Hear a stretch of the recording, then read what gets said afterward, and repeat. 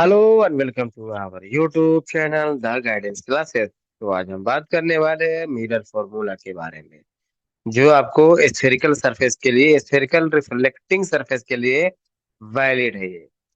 तो सबसे पहले जान लेते हैं कि मिरर फॉर्मूला क्या होता है। बच्चों, मिरर फॉर्मूला क्या है? 1/v plus 1/u equal to 1/f होता है। यही है आपका मिरर फॉर्मूला।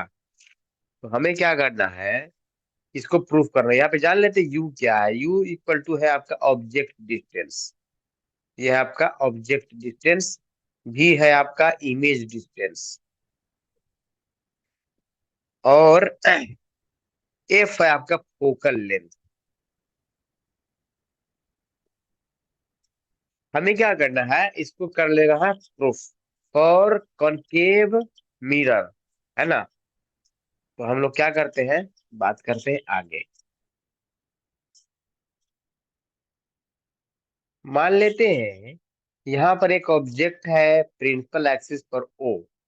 मतलब यहाँ पे एक लाइट सोर्स है, जहां से एक आपको ओ से एक लाइट सोर्स आकर के यहाँ पर टकरा रही है, ठीक है। और इस पॉइंट का हम नाम दे देते हैं, ये पॉइंट जो है आपका, ये पॉइंट है आपका ए, ठीक। तो ये आपका क्या हो जाएगा, नॉर्मल हो जाएगा। क्या हो जाएगा ये, नॉर्मल। क्योंकि टेंजेंट आपका नॉर्मल रहता है। ये सॉरी, ये आपका हो जाएगा, ये आपका हो जाएगा टेंजेंट, ये नॉर्मल नहीं है। ये है आपका टेंजेंट। और टेंजेंट और रेडियस जो है सेंटर से जो लाइन है, वही है आपका क्या, नॉर्मल। तो ये आपका क्या हो जाएगा, जो आपका पीला वाला लाइन है, ये है आपका नॉर्मल। अब ये आपका इंसिडेंट रे है, ओ ए। तो मान लेते हैं कि ये इंसिडेंट रे नॉर्मल से आपको थीटा एंगल बना रहा है, मतलब एंगल ऑफ इंसिडेंस जो है आपका थीटा है। तो आपका लॉ ऑफ रिफ्लेक्शन क्या बोलता है कि जिस एंगल से आपका इंसिडेंट हुआ है, वही एंगल पर रिफ्लेक्ट करेगा। तो ये वाला एंगल भी क्या हो जाएगा आपका, ये वाला एंगल भी हो जाएगा आपका थीटा, ठीक है। तो ये, इसको मान लेते हैं हम आई, ये आपका इमेज है। मतलब ये आपका क्या हुआ, ऑब्जेक्ट हुआ। ओ आपका ऑब्जेक्ट हो गया, और आई आपका क्या हो गया, ये आपका हो गया इमेज। इमेज, इमेज हो गया। मतलब एक रे आपको सीधी जाती तो सीधे चली जाती, और फिर आकर के रिफ्लेक्ट कर जाती, ऐसे, है ना। तो ये इमेज हुआ, और ये क्या हुआ, ऑब्जेक्ट हुआ, ठीक है। फिर हम आगे बात करते हैं। मान लेते हैं यहां से हम ओ से यहाँ पे नॉर्मल गिराते हैं, यहाँ पर नॉर्मल, इसका हम नाम दे देते हैं। मान लेते हैं ये है आपका एम, ये आपका नॉर्मल, ये हाइट है एच। अगर ये आपका जो अपर्चर है बहुत छोटा होगा, तो अपर्चर छोटा होगा, तो ये आपका जो पॉइंट ए है, ये पॉइंट पी के बहुत ही क्लोज होगा। इसका मतलब ये पॉइंट एम भी आपको पी के करीब होगा। अपर्चर छोटा होगा, तो आपका M point near to point P हो जाएगा, ठीक है। इसको ध्यान में रखना है। तो जो पॉइंट हम, जो पी से डिस्टेंस रहेगा हमारा, पी से आई और एम से आई लगभग बराबर होगा। जो डिस्टेंस ओ से पी लेंगे, वही डिस्टेंस हम ओ से एम, क्योंकि ये बहुत ही कम है ये, ठीक है। तो मान लेते हैं ये आपका अल्फा एंगल है, और ये आपका इमेज वाला क्या है, ये बीटा एंगल है, और ये जो है आपका, ये है आपका गामा एंगल। तो हम बात करते हैं नाउ इन ट्रायंगल ओ ए सी, ओ ए सी।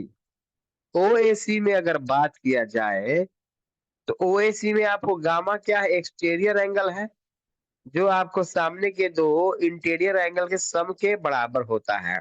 मतलब gamma is equal to alpha plus theta. यहाँ से अगर हम थीटा को निकाल ले, तो गामा माइनस अल्फा हो जाएगा। इसको हम लोग रखते हैं इक्वेशन नंबर 8 में। ठीक, फिर बात करते हैं एंड इन ट्रायंगल। आपको अब बात करते हैं क्या, सी ए बी में। C A B, C A B में बीटा क्या आपका एक्सटीरियर एंगल है, इज इक्वल टू सामने के दो इंटीरियर एंगल के जोड़ के बराबर होगा। तो थीटा प्लस गामा, थीटा का जो वैल्यू है पहले ही ले चुके हैं हम, gamma minus alpha plus gamma. इसका मतलब ये हो जाएगा, हम अल्फा को इधर ले जाएंगे तो ये फाइनली यहाँ पे लिख दे रहे हैं हम, alpha plus beta is equal to gamma plus gamma, 2 times gamma हो जाएगा ये। ठीक है, इसको हम लोग इक्वेशन नंबर हम थर्ड रखते हैं। अब क्या करते हैं,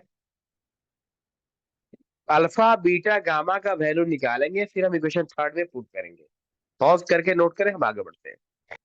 अब बात करते हैं कि if alpha comma beta and gamma are very small angles, very small angles, ये क्या है, बहुत ही छोटे कोण है, देन आपका क्या हो जाएगा, alpha approximately equal to 10 alpha. ये छोटे एंगल के लिए वैलिड है, तो अल्फा अप्रोक्सीमेटली 10 अल्फा।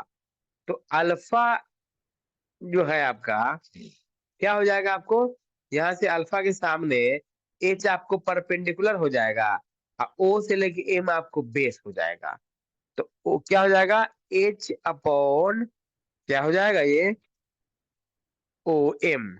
और ओ एम का मतलब क्या, लगभग ओपी है। तो एच अपॉन ओपी, यहाँ से ओ से पी तक का डिस्टेंस, क्योंकि पॉइंट एम और एम क्या लगभग सेम पॉइंट है फॉर वेरी स्मॉल अपर्चर। ठीक है, फिर आगे बात करते हैं, alpha approximately equal to h upon OP. O से पी का डिस्टेंस क्या है, ये आपको ऑब्जेक्ट डिस्टेंस है यू, जो कि लेफ्ट साइड में है, तो माइनस यू यहाँ पर हम लेंगे। मतलब alpha equal to minus h बटा यू आपका हो जाएगा ये। ठीक, इसको आप लोग नोट करें पॉज करके, हम आगे बीटा का मान और गामा का मान निकालते हैं। अब बात करते हैं, नाउ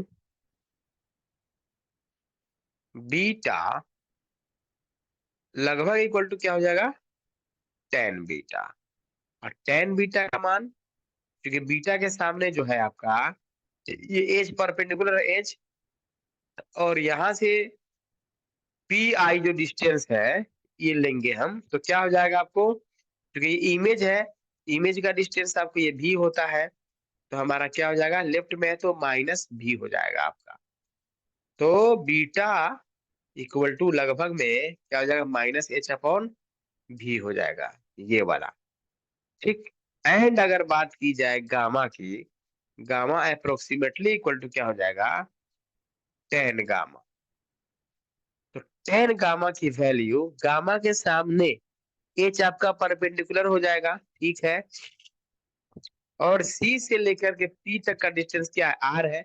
सेंटर ऑफ कर्वेचर आपको पता है, ये सेंटर ऑफ कर्वेचर आर होता है ना। तो लेफ्ट में तो माइनस आर हो जाएगा, माइनस क्या हो जाएगा, are.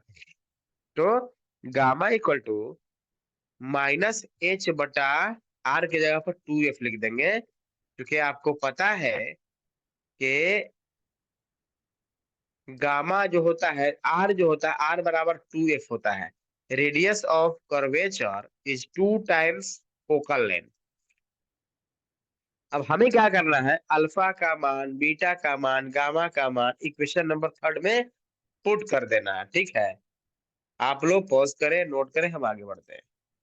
Now put the value of alpha beta and gamma in equation 3 we get, मतलब अल्फा माइनस एच बटा यू माइनस एच बटा भी इक्वल टू 2 गामा का वैल्यू है माइनस एच बटा 2f। यहाँ 2 से 2 कट जाएगा। अब हम माइनस एच कॉमन ले लेते हैं, माइनस एच कॉमन ले लेंगे हम यहाँ पर, तो बच जाएगा ब्रैकेट में क्या, 1/v plus 1/u equal to minus h बटा एफ। तो यहाँ पे एच माइनस ये कट जाएगा आपका, फाइनल जो बच जाएगा आपका, वो बच जाएगा आपका क्या, 1/v plus 1/u equal to 1/f। तो ये आपका क्या हो गया फाइनल, आपको यही है आपका मिरर फॉर्मूला, ठीक है।